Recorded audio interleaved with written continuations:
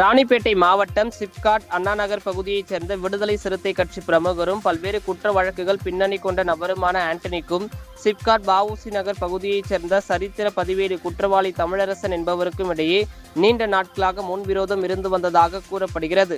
இந்நிலையில் நேற்று இரவு ஆண்டனி குடியிருக்கும் அண்ணாநகர் பகுதி அருகே தமிழரசனின் அண்ணன் மகன் அஜித்குமார் மற்றும் அவரது நண்பர் பரத்ராஜ் ஆகிய இருவரும் மது அருந்திக் கொண்டிருந்த போது அவர்களை ஆண்டனி தட்டி கேட்டதாக கூறப்படுகிறது. இதனால் இரு தரப்பிற்கும் இடையே வாக்குவாதம் ஏற்பட்டது. ஆத்திரமடைந்த அஜித்குமார் மற்றும் பரத்ராஜ் ஆகிய இருவரும் தொலைபேசி மூலம் தமிழரசனுக்கு நடந்ததை கூறியுள்ளனர். ஆண்டனியை விட்டு விடாதீர்கள் என தமிழரசன் தெரிவித்ததை அடுத்து அஜித்குமார் மற்றும் பரத்ராஜ் ஆகிய இருவரும் பீர் பாட்டிலில் பெட்ரோலை நிரப்பி ஆண்டனியின் வீட்டின் அருகே பற்ற வைத்து வீசி தாக்குதல் நடத்தியதாக கூறப்படுகிறது. இதில் ஆண்டனி வீட்டின் முன்பு நிறுத்தப்பட்டிருந்த கார் தீப்பற்றி எரிய தொடங்கியது.